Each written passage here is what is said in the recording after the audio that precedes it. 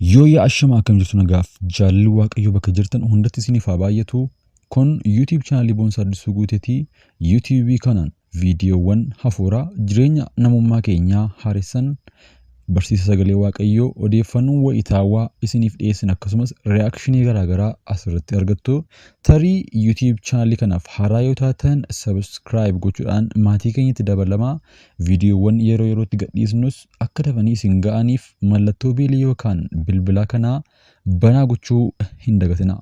Dhaggeeffattoota keenya kabajamoo viidiyoo keenya har'a keessatti faarfattuu beekamtuun abbaa manaa nama hatte jedhu gidduu kana sooshaal miidiyaa irratti deemaa jiru wanta adeemaa jiruu fi dhugaa jiru akkasumas immoo ilaalcha namoonni qaban jireenya kiristaanummaa keessatti namoonni waan akkanaaf deebii akkamii qabu paablikii yookaan immoo sooshaal miidiyaa irratti maqaa tajaajiltootaa yookaan namoota akkasitti baasuunis ni barbaachisa moo hin barbaachisu? Hojiin waldaa kiristaanaa yookaan gaheen waldaan kiristaanaa amantoota isheetii adabuu qabdu akkamittidha wanta jedhu gabaabsinee isiniif dhiyeessina. Maaltu ta'ee faarfattuun abbaa manaa namaa hatte kun eenyudha?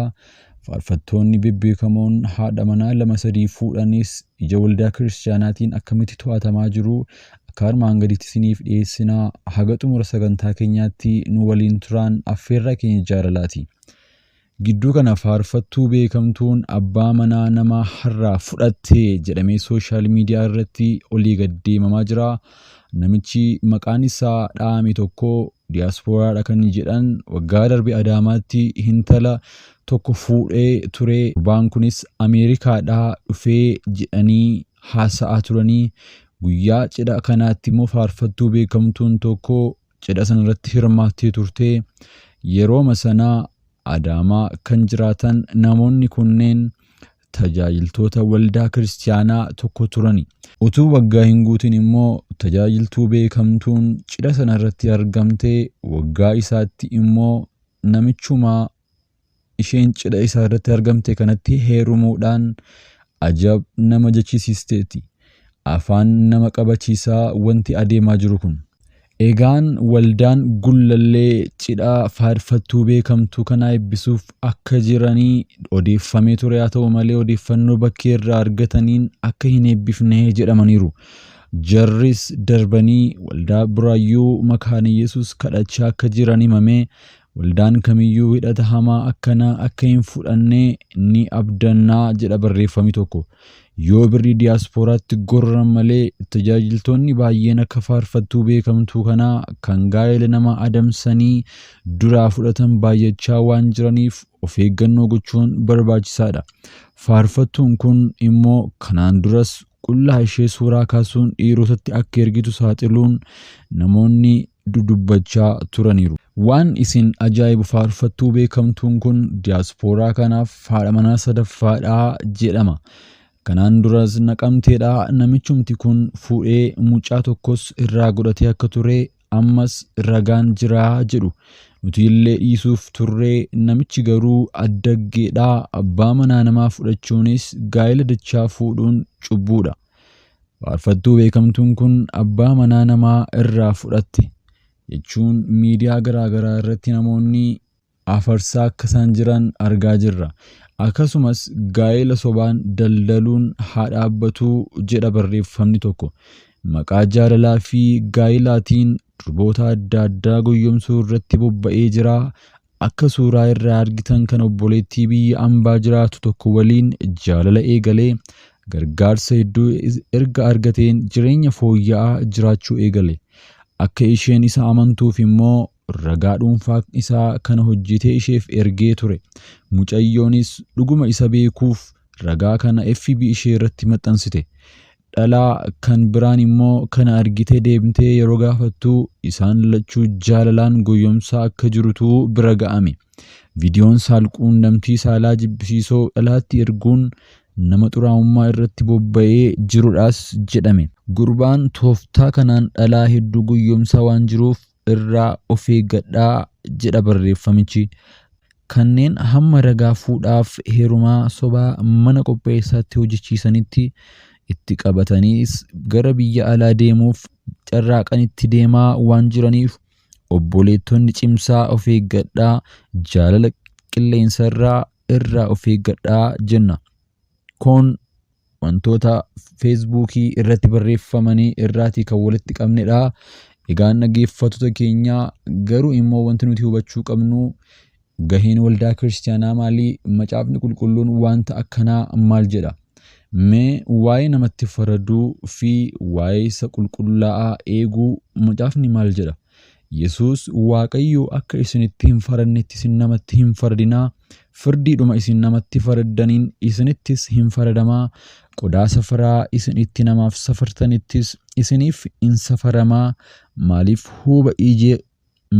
huuba ija obboleessa kee keessaa jiru ilaaltaa? Utubaa isa ija kee keessa jiru hin hubattuu? Yookiis attamitti obboleessa keetiin lakkii huuba ija kee keessaa siifan baasa jettaree? Kunoo utubaanoo ija kee keessa jira. Ati of hin argine nanaa duraan dursitee utubaa ija ofii keetii keessaa baasii, isa booddee huuba ija obboleessa kee keessa jiru hubattee baasuu ni dandeessaa. Foon aarsaadhaaf qulqullaa'e sarootaaf hin kenninaa. Callee keessan akka isaan hin dhidhiinnettis booyyee dura hin buusinaa. Isumatti garagalanii isin in kukkutawoo jedha macaafa qulqulluu Wangeela Maatewos boqonnaa 7 tokko kaasee hanga 6tti. Luqaas boqonnaa 6:42 irratti obboleessa keetiinis attamitti yaa obboleessa koo lakkii huuba ija kee keessaa sana siifin baasa jettaan ree? Atoo utubicha ija kee keessa jiru hin argine iyyuudha.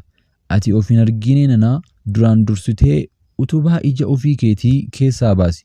Isa booddee huuba ija obboleessa kee keessa jiru sana hubattee baasuu hin dandeessaa jedhe. Luqaas 6:37. Yesuus itti fufee namatti hin faradinaa, isinitti hin faradamuu, yakka hin murinaa, yakki isinitti hin muramuu, haa hafu jedhaa, Waaqayyos isiniif haa hafu hin jedha. Roomee 14:4. Ati inni hojjetaa biraatti faraddu eenyu ati? Inni yoo dhaabbates yoo kufes gooftaa isaatu beeka.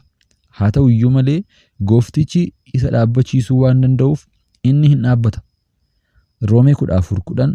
Ati garuu maaliif obboleessa keetti faraddaree? Yookiis ati maaliif obboleessa kee ceephaatare? Hundumti keenya barcuma firdii Waaqayyoo duratti dhiyaachuuf jirra. Roomee 14:13. Egaa kottaa walitti hin farannuu, isin gufuu dura keessanii obboleessa keessan karaa Waaqayyoo irraa akka hin gufachiifneef murtoo godhaa malee. 1 Qorontos 4:5. Kanaafis yeroon utuu hin ga'iin, gooftaan utuu hin dhufin isin hin faradinaa. Innoo waan dukkana keessa dhokatee jiru ifatti yaada garaa namaas bakkeetti hin baasa. Gaafas adduma addaan Waaqayyo biraa galata argachuuf jiru. 1 Qorontos 5:12. Namoota waldaa kiristaanaa keessa hin jirretti faraduun hojii kootii ree? Warra waldaa kiristaanaa keessa jiranitti immoo isin hin faraddanii ree? Egaan dhaggeeffattootaaf hordoftoota YouTube chaanalii Boonsaa Addisuu Guutee, kun wanta macaafni qulqulluun waa'ee namatti faraduu, waa'ee namatti haasa'u sooshaal miidiyaa irratti, feesbuukii irratti, akkasumas namooti baay'een lafa jiranitti paabliikii eeriyaa irratti waa'ee namoota haasa'uun abaluun kana godhe, abaluun cubbuu akkasii godhe wanta jedhu haasa'uun barbaachisaadha moo barbaachisaa miti? Kiristaanota gidduutti yoo walammeessuun walitti faraduun faayidaan isaa maali? Miidhaan isaa maali? Gaheen kun kan eenyuuti silaa?